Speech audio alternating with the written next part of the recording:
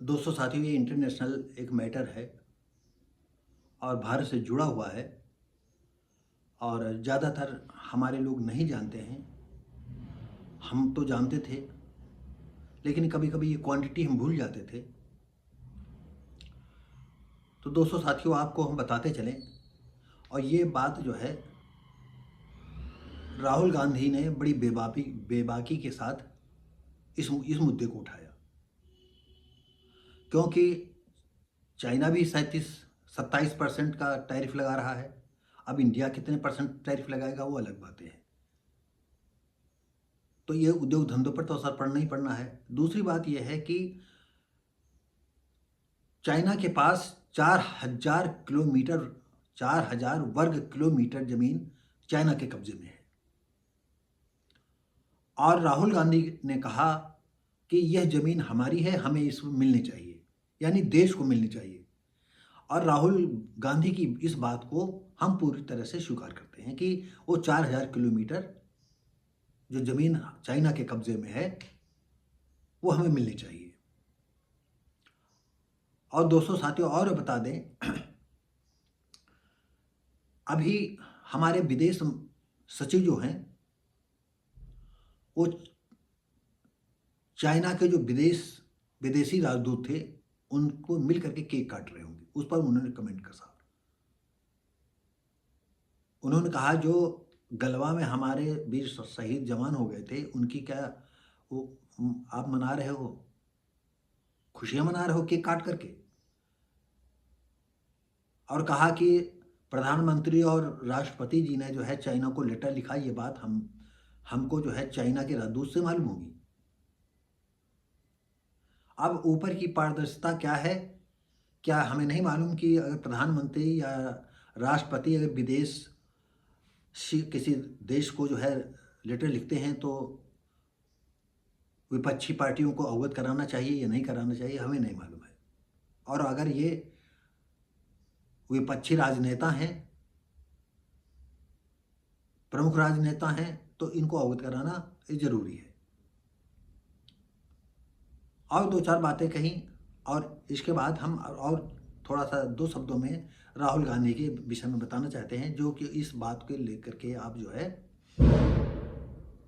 आप अच्छी तरह से अवगत होगे। और नहीं अवगत हो तो हम फिर आपको अवगत करा रहे हैं कि आपको बता दें कि ये ज़मीन जो है 1962 के आसपास जब भारत में चाइना के राष्ट्रपति आए थे तो नेहरू और तमाम लोगों ने जो है कांग्रेसी लोगों ने हिंदी चीनी भाई भाई का नारा लगाया था। और यहाँ से जब चीनी राष्ट्रपति गया था तो भारत की पोजीशन देख करके उसने सोचा कि आज मौका है और उसने आक्रमण कर दिया था। उस समय से वो 62 से आज तक वो जमीन चाइना के कब्जे में है। खैर, बहुत सही बात। और ये नेहरू के शासन में हुआ था और चीनी हिंदू भाई भाई हिंदी भाई भाई का नारा भी उसी समय लगा था। खैर, उस विषय में नहीं, जो वक्त गुजर गया वो गुजर गया, किसके शासन में गया वो अलग बात है। आज जो है हमारे देश के जो है प्राइम मिनिस्टर हैं मोदी जी हैं। तो ये क्यों उस पर अभी अमल नहीं किया जा रहा है, हम इसके विषय में नहीं जानते, क्योंकि ये बहुत ऊंची बात है और हमारा दिमाग कितना ऊंचा नहीं है। ये तो आप जानते हो कि कहीं कहीं कुछ बातें देश के साथ हुई हैं, जैसे 370 परिच्छेद हटा देना और जम्मू कश्मीर को पूर्ण स्वायत्तता प्रदान न करना, यानी राज्य स्तरीय जो अधिकार होते हैं उस तरह न देना। ये मोदी के ही शासन में संभव हो पाया है। और इसके पहले विपक्ष किस तरह से जो है कह रहा था कि 370 परिच्छेद हटेगा तो खून की नदियां बह जाएंगी, ये हो जाएगा वो हो जाएगा। और दूसरी बात, जो बहुत बड़ा कदम अभी जल्दी में उठा है, वक्फ बोर्ड। आप जानते हो वक्फ बोर्ड क्या था? शैतानी पंजा था एक तरह से, और हिंदुस्तान की जमीन को कैसे हड़प रहा था आप भी जानते हैं। और उस खूनी पंजे की को मात्र पंजा पंजा रख दिया है, जो नाखून खूनी पंजे थे वो इस वक्फ बिल विधेयक ने खत्म कर दिया। अब हाथ रहेगा उनका। उनके जितने पर थे वो कट, ये मोदी के ही शासनकाल में संभव था और हो गया वो। खैर ये मुद्दा जो है अलग से है, हम इस पे आइए, हम राहुल गांधी तक चलते हैं। चीन ने कब्जाई 4000 वर्ग किलोमीटर जमीन, टैरिफ से तबाही होगी, अर्थव्यवस्था चौपट होगी। राहुल नेता प्रतिपक्ष सबको पता है कि 4000 किलोमीटर क्षेत्र में कब्जा जमाए बैठा है। बिल्कुल सही बात है, सबको पता है। हमें हमारी जमीन हमें वापस चाहिए, राहुल गांधी ने कहा। बिल्कुल सही बात है, आपके हम साथ हैं। हमारे विदेश सचिव चीनी राजदूत के साथ केक काट रहे थे। क्या ये सब गलवा में 20 सैनिकों के सर्वोच्च बलिदान का जश्न था? जो गलवा में हमारे 20 जवान शहीद हुए थे, उनका ये जश्न मना रहे थे। ये व्यंग मारना या कहना बिल्कुल उचित है। हमारे प्रधानमंत्री और राष्ट्रपति ने चीन को पत्र लिखा, हमें उसकी जानकारी चीनी राजदूत के माध्यम से बयान से मिली। पारस्परिक टैरिफ से निपटने की क्या तैयारी है? मतलब जो चाइना ने टैरिफ लगाया है 27%, उसकी क्या तैयारी है? हिंदुस्तान ने कितना टैरिफ लगाया है? ये अलग बात है। ये अर्थव्यवस्था को तबाह कर देगी। अब इधर तो राहुल गांधी ने अपनी बात कही और इधर अनुराग ठाकुर का पलटवार हुआ। सांसद अनुराग ठाकुर भारतीय भूभाग पर नेहरू के शासनकाल में हुआ था।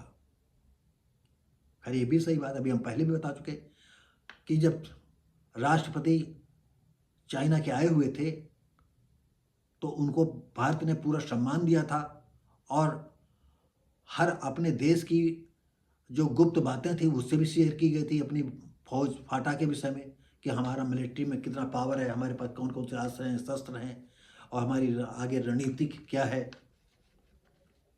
आगे कहा राहुल चीनी अधिकारियों से क्यों पैसे लिए? अब हमें तो पता नहीं राहुल गांधी ने पैसे लिए तो कैसे किया, अब हमें नहीं पता है। और पैसे अगर इन्होंने इतने दिलेर कह रहे हैं तो ये भी प्रश्न उठता है कि अगर राहुल ने चाइना से पैसे क्यों लिए?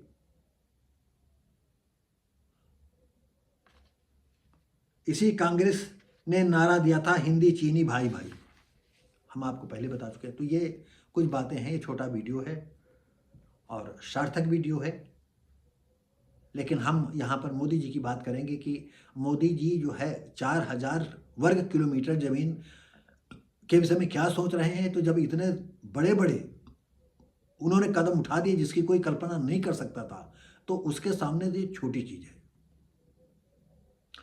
हमने छोटी चीज़ कहा है, लेकिन बल्कि छोटी चीज़ नहीं है, ये दो देशों का मैटर है और इसमें हमारे जवान कितने शहीद होंगे, चाइना के कितने जवान शहीद होंगे और इस पर क्या रणनीति चल रही है, ये ऊंचे लोग हैं, ये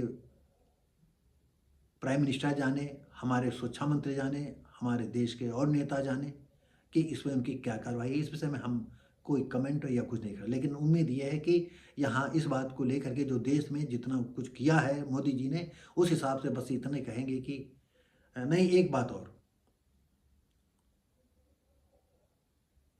मोदी जी से और उत्तर प्रदेश की सरकार से या मध्य प्रदेश सरकार से या बिहार सरकार से कहना चाहेंगे, जहाँ जहाँ बीजेपी के शासन है वहाँ पर दलितों आदिवासियों पर जो जुल्म हो रहे हैं, उनकी बहन बेटियों के साथ रेप बलात्कार हो रहे हैं, कम से कम आपकी अपने इन प्रदेश के मंत्रियों से कहिए तो, प्रदेश के जो चीफ मिनिस्टर इनसे कहिए तो कि आप ये डट करके क्यों नहीं कहते हैं। जगह जगह अम्बेडकर की प्रतिमाएं तोड़ी जा रही हैं, तो आपकी क्या साख अच्छी बन रही? मैं प्रधानमंत्री से कहता हूं या सीएम योगी से कहता हूं, क्या वाकई क्या ये जो है जो प्रतिमाएं तोड़ी जा रही हैं अच्छा हो रहा है? हमारी बहन बेटियों के साथ बलात्कार हो रहे हैं, रेप हो रहे हैं, जिंदा जलाए जा रहे हैं, क्या हो रहा है? ये आपके शासन में, ये भी आपके सामने, न आपको मीडिया दिखाती है न कुछ दिखाती है। ये अत्याचार क्या है आपके लिए? अच्छा ये भी मुमकिन है क्या? क्या हम ये भी जोड़ लें कि जहां मोदी है तो ये भी सब मुमकिन है? हमारी कहीं नहीं सुनी है, ये भी मुमकिन है? तो दोस्तों साथियों, ज़्यादा कहना उचित नहीं है, लेकिन बीजेपी के शासन में हमारे समाज के ऊपर जितना जुल्म हो रहा है इसको कहना उचित नहीं है। लेकिन इतना घोर अत्याचार हो रहा है कि दूसरे शासन में इतना संभावना नहीं हुई है। और एक तो और बात, जो अत्याचार होता है इनके कमीनेपन की वजह से होते हैं। दो मूर्तियां मिलकर के नहीं चलती हैं। सब अपनी अपनी ढपली अपना अपना राग बजाए हैं। कोई वहाँ सोरठा गा रहा है, कोई वहाँ छंद गा रहा है, वहाँ कोई चौपाई बैठा है, वहाँ वो देवी घुटने टेके दे रहा है, वो जो है कौन ये त्योहार मनाने में मगन है, कहीं वो गंगा स्नान करने में जुटा हुआ, कहीं वो त्योहार मनाने में जुटा है। पता नहीं इस दलित समाज को कौन सा गंगा स्नान करने से फायदा हो जाएगा, कौन सा देवी के यहाँ स्थान करने से हो जाएगा। तो मरो भाई तुम लोग, जब मरना ही मरना है। तुम भी मर रहे हो, तुम्हारे साथ हम भी मरेंगे। ये लोग सवर्ण इतने हैं, ऐसी ऐसी ओछी बात कहते हैं कि आपको हम बता नहीं सकते कितनी ओछी बात कह जाते हैं। और बगैर नहीं, और वो भी कहते हैं, और बैकवर्ड के भी लोग एससी के सामने ऐसी ओछी बात करते हैं कि जब कभी कि हम आपको बता नहीं सकते। ये मानसिकता जो सवर्णों के लमसम कुछ कम नहीं तो कुछ बैकवर्ड की जातियां हैं, उनमें भी यही भावना है। वो चाहे सामाजिक नेता हो, चाहे विधायक हो गए हो, चाहे एमपी हो गए हो, लेकिन मानसिकता उनकी वही बैकवर्ड वालों की है जो सवर्णों की है। और यही एक कारण है कि ये सब मिल बैठ नहीं पाते। तो अब होता यही, पिछवाड़ा इनका भी काटा जाएगा, हमारा तो कट ही रहा है। तो दोस्तों, ये वीडियो कैसा लगा, हम उम्मीद करते हैं अच्छा लगा हो। तो लाइक शेयर कमेंट करें, सब्सक्राइब करें, बेल आइकन जरूर दबाएं। हम मिलेंगे आपको